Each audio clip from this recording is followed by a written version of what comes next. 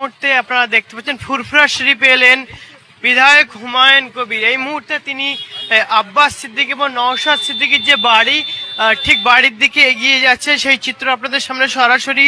তিনি ফুরফুরা শরীফে এসেছেন বিভিন্ন পীরজাদাদের সাথে, পীরজাদা সাফিরি সিদ্দিকী এবং পীর ইব্রাহিম সিদ্দিকীর সাথে দেখা করে এখন তিনি এগিয়ে যাচ্ছেন বিধায়ক নওশাদ সিদ্দিকী এবং আব্বাস সিদ্দিকীর বাড়ির দিকে। সেই চিত্র আপনাদের সামনে তুলে ধরছি।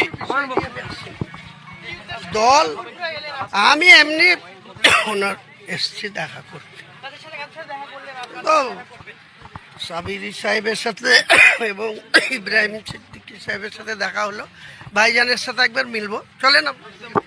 বিধায়ক আব্বাস সিদ্দিকীর সাথে দেখা করতে তিনি মূলত এগিয়ে যাচ্ছেন, সেই চিত্র আপনাদের সামনে সরাসরি আমি মেহেদি হাসান আপনাদের সামনে তুলে ধরছি। তিনি এসছেন, সরাসরি আপনাদের সামনে তুলে ধরছি।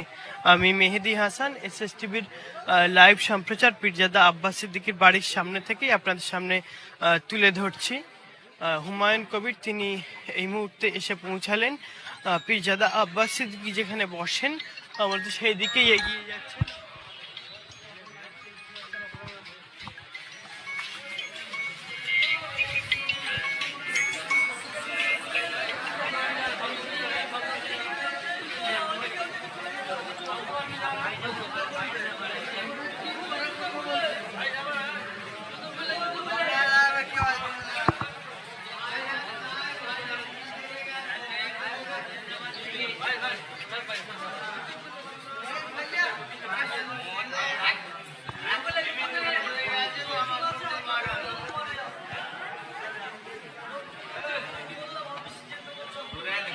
এই মুহূর্তে তিনি আব্বাস সিদ্দিকীর যে বাড়ি এবং যেখানে তিনি বসেন সেখানে এসে পৌঁছালেন। নওশাদ সিদ্দিকী এখন পীরজাদা আব্বাস সিদ্দিকী এখন নেই, হয়তো ভিতরেই তিনি আছেন। তিনি সম্ভাব্য অফিসের দিকে বসার চেষ্টা করবেন এবং নওশাদ সিদ্দিকীও তিনি এখনো বাইরেতে নেই। সেই চিত্র আপনাদের সামনে সরাসরি লাইভ সম্প্রচার আমি মেহেদি হাসান আপনাদের সামনে তুলে ধরছি। অবশ্যই প্রতি মুহূর্তের আপডেট পেতে অবশ্যই ফলো রাখুন SSTV পাবলিক। সমস্ত মুহূর্তের আপডেট দেব আমি মেহেদি হাসান, অবশ্যই সঙ্গে থাকবেন।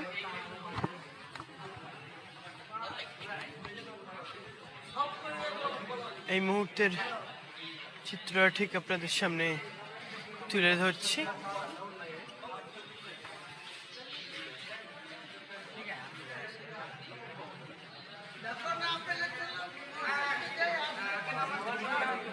তিনি ফুরফুরা শরীফে এসছেন, নামাজও পড়বেন এবং বিভিন্ন পীরজাদাদের সাথে এবং পীর সাহেবদের সাথে তিনি সাক্ষাৎ করবেন, এমনটাই আমাদের সঙ্গে আমাদেরকে জানালেন বিধায়ক হুমায়ুন কবির।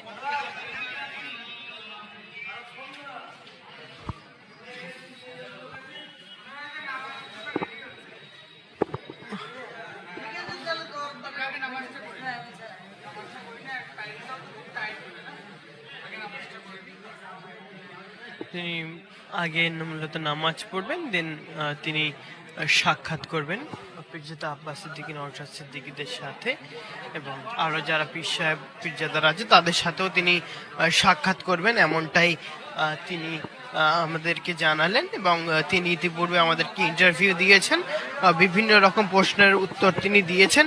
অবশ্যই আপডেট পাবেন আমাদের SSTV পাবলিকে।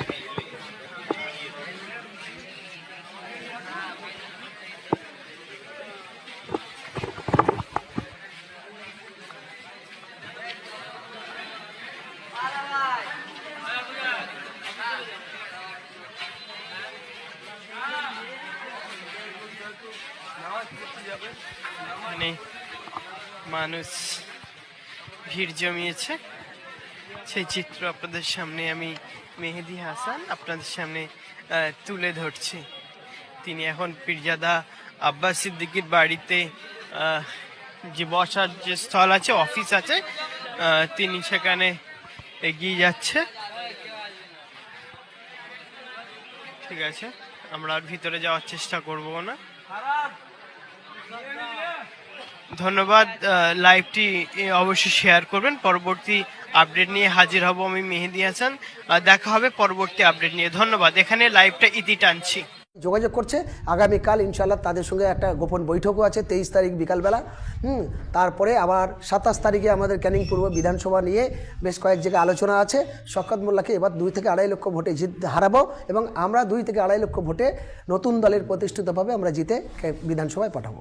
বারবার হুমায়ুন কবির সাহেব কালকের এবং বিভিন্ন সময় বলে আসেন যে আমরা জোট চাই, কি বলবেন আপনি? দেখুন, জোটের ব্যাপারে আমরা বলতে পারি সেটা দলের হাইকমান্ডও তিনি সিদ্ধান্ত নেবেন। তিনি তার প্রতিক্রিয়াভাবে বিভিন্ন দলের কাছে আলাপ আলোচনা করবেন এবং আমার যেটা বলার একদম পরিষ্কারই কথা, আমরা তৃণমূল এবং বিজেপির এই দুজন স্বৈরাচারী বাংলার যে মানুষকে হিন্দু মুসলমান দলিত আদিবাসী যে ঠকাচ্ছে, যে বারবার তাদেরকে লুট করছে, তার জন্য আমরা চাই সামাজিক ব্যবস্থাপনায় 2026-এ আসছে দিন, নতুন সমাজ ব্যবস্থার পরিবর্তনের জন্য নতুন সরকার গঠনের জন্য সবাই মিলে ভোট দিন। এই আবেদন বাংলার মানুষের কাছে রাখবো এবং বাংলার যে সমস্ত যারা বিজেপি বিরোধী, যারা তৃণমূলের বিরোধী, যদি তারা দালাল না হয় নিশ্চিত এই জোটের সঙ্গে সাড়া দিয়ে এগিয়ে আসবে।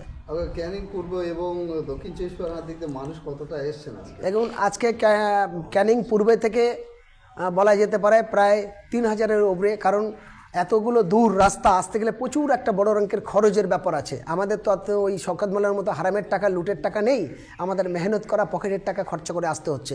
এখনও পর্যন্ত আমাদের দক্ষিণ 24 পরগনাতে প্রায় 4000-এর ঊর্ধ্বে মানুষ এসে গেছে। শুধু ক্যানিং পূর্বে থেকে প্রায় আমাদের 1700-1800 মতো মানুষ এসেছে। তাদের নামটা এখন বলবো না। আপনি জানেন এই হারামি মোল্লার অত্যাচারে মানুষ দিশেহারা হয়।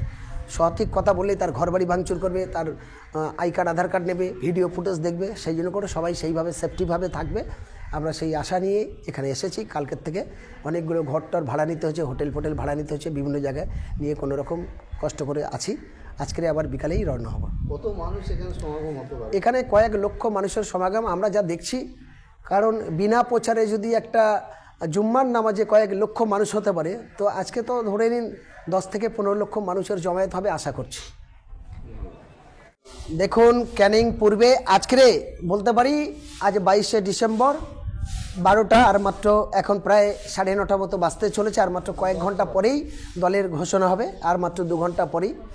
তারপরে আজকে বিকাল থেকেই অলরেডিভাবে ক্যানিং পূর্বের প্রস্তুতি আমাদের শুরু হচ্ছে, কারণ ক্যানিং পূর্বের মানুষের আশা যে এই অত্যাচারের বিরুদ্ধে বিকল্প শান্তপ্রিয় জায়গা তৈরি হোক, এবং ক্যানিং পূর্বের প্রস্তুতি আজকেরই আমরা রিটার্ন হব।